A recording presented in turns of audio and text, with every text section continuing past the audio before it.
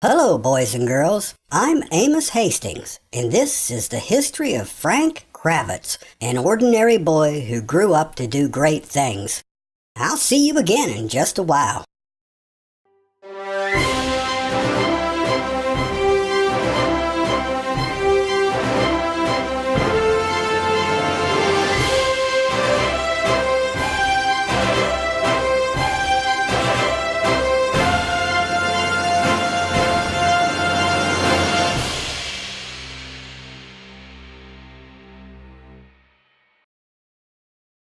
Hello, young folks. My name is Frank Kravetz, and for as long as I can remember, I've loved airplanes.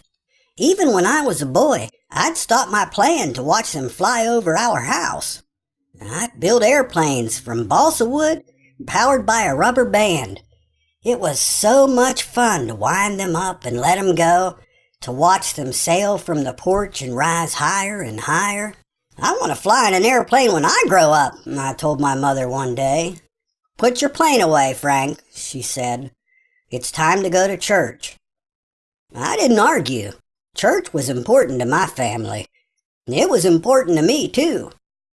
Now, our neighborhood was a happy place, but there was trouble in the world. Some countries wanted to tell people what to do and when to do it, and Germany was one of those countries. The Nazis, led by an evil man named Adolf Hitler, ruled Germany. The Nazis didn't care for the United States, where everyone was free. And they didn't care much for God either. They wanted to rule the world.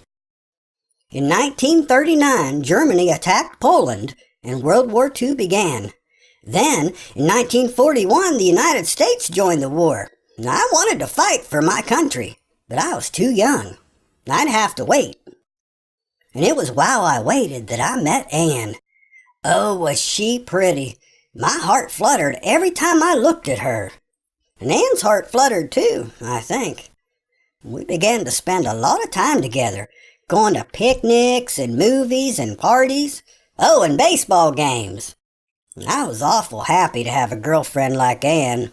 Then one day I got a letter.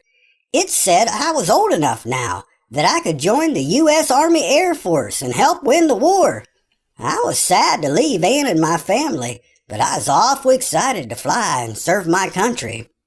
The Army sent me to a base in North Carolina for training. I'll never forget my first training flight, the thrill of soaring far above the earth and clouds, just like I'd dreamed. When I'd finished my training, I was shipped to an air base in England. I'd be flying in a B-17 bomber with a bunch of other men. And there was Ken, he was the pilot, and Bill, and George, and Ed, and Harry, and Virgil, and Herb, and Steve, and Tom, and John. The B-17 was a big, tough, 4-engine plane that dropped bombs on the enemy. It didn't just drop bombs, though. No, sir. A B-17 needed to protect itself, too, or German planes would shoot it down. And for protection, B-17s had so many guns, people called it the Flying Fortress. One of those guns would be my responsibility. It was a dangerous job. On November 2nd, 1944, our plane was ordered to fly deep into Germany and drop bombs on factories. I was terribly scared. Everyone was scared, if they had sense. We knew some planes wouldn't return, and that some men would die. "Help me to do my duty," I prayed to God. "I don't want to die, but your will be done." But before I could board the B-17, I had to dress. The plane would fly high into the sky, where the temperature could be 50 degrees below zero, and I'd need to wear a lot of clothes. First I put on a flying suit, and over that I would wear a t-shirt, and then a button jacket, then a flight jacket. I still wasn't done. Over all the other clothes, I had to wear a life jacket, and a hat, and goggles, and an oxygen mask. "It's time to go," Kent said, and I wriggled into the tail of the plane and checked my gun. Soon we were off to Germany. And while I watched for enemy fighters, I prayed some more. 500 bombers and 900 fighter planes took off from England that day, and the Germans sent 400 fighter planes to stop us. It was the biggest air battle of World War II. Many planes were lost. My plane was one of them. Bullets from a German plane struck an engine, and it began to smoke, and soon 2 more engines were hit. I was scared, but I kept firing my gun. And suddenly, there was a loud crash, and my compartment filled with smoke. I looked at my leg, and blood covered my pants. "I'm shot!" I yelled. Bill and Ed pulled me out of the tail. Am I gonna die, I wondered? "The plane is going down," the pilot told our crew. "We've got to jump." Bill and Virgil tried to help me put on my parachute, but it came undone. "There's only one thing we can do," Bill said. While I held the parachute in my arms, he and Virgil tossed me from the plane. They prayed the parachute would open. You can be sure I did too. It did. As I fell to earth, everything became quiet. The boot slipped off my foot. The ground rose awful quick, and I landed in enemy territory. German soldiers came running and pointed their guns at me. I was too hurt to do anything but surrender. I was a prisoner. The soldiers took my gun, my watch, and my graduation ring.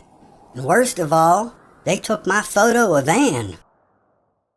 Because I was bleeding and couldn't walk, the Germans took me to a prisoner's hospital, a dark, dirty place that was nothing like the hospitals back home. "You must have surgery, or you'll die," a doctor told me. Am I going to lose my leg, I wondered?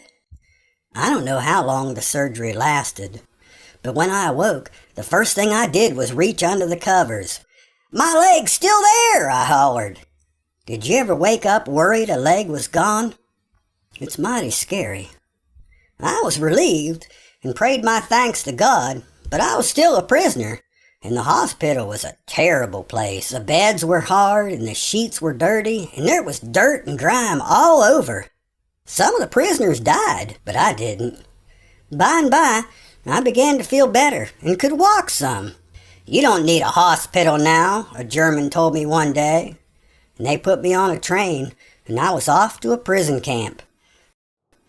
Let me tell you, prison camp ain't summer camp. It was so bad, I missed the hospital. I was most always cold, and the Germans didn't give us much to eat either. For dinner, I would get a piece of bread, some shrivelly vegetables, a dried potato that I had to share with a worm, and coffee made from acorns. I was always hungry. The lice and fleas and bed bugs that squirmed in my socks and pants and bed sure weren't hungry. They had me to feed on. Before long, I was covered with sores, and I lost a lot of weight and grew a scraggly beard. If Anne could only see me now, I laughed. The camp was horrible, and many prisoners died. Those were the worst days of my life. The Germans allowed us to have church services, though, and that made all the difference. I never forgot God. "Please get me out of here," I'd pray. "I want to see Anne and my family. I miss them so much." God answered my prayers. One morning, I heard a loud boom and a crash and a rumble, and I could feel the ground shake. Now what, I wondered, and rushed outside to the most beautiful sight I'd ever seen, except for Anne. The Americans had reached the camp. Now the Germans were the prisoners, and I was free. The war ended soon after, and I returned to America. I was mighty glad. I'd done my duty, and we'd won the war, and I'd had enough adventure. I made it home several days later.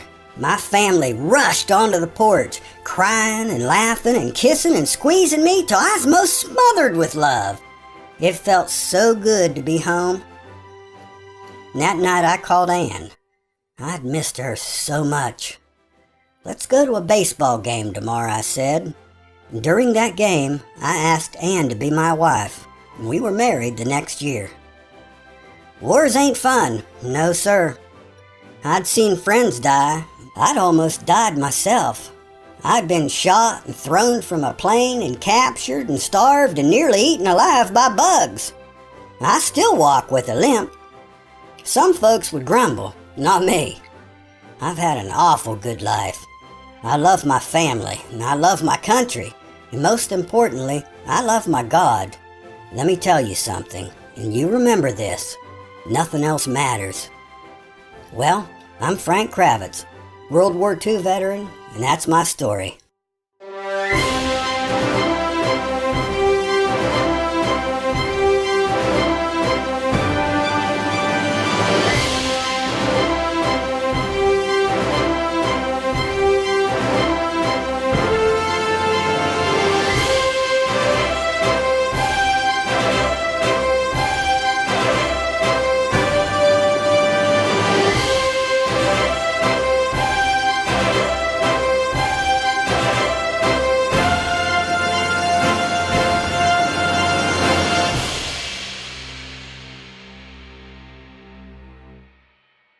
After 68 years of marriage, Frank's beloved Anne died on March 31st, 2015.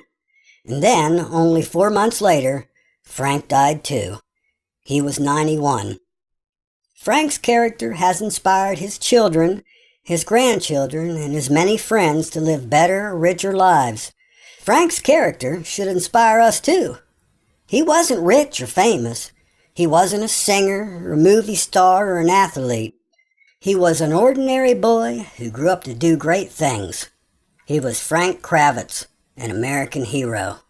And I'm Amos Hastings, and I thank you for watching.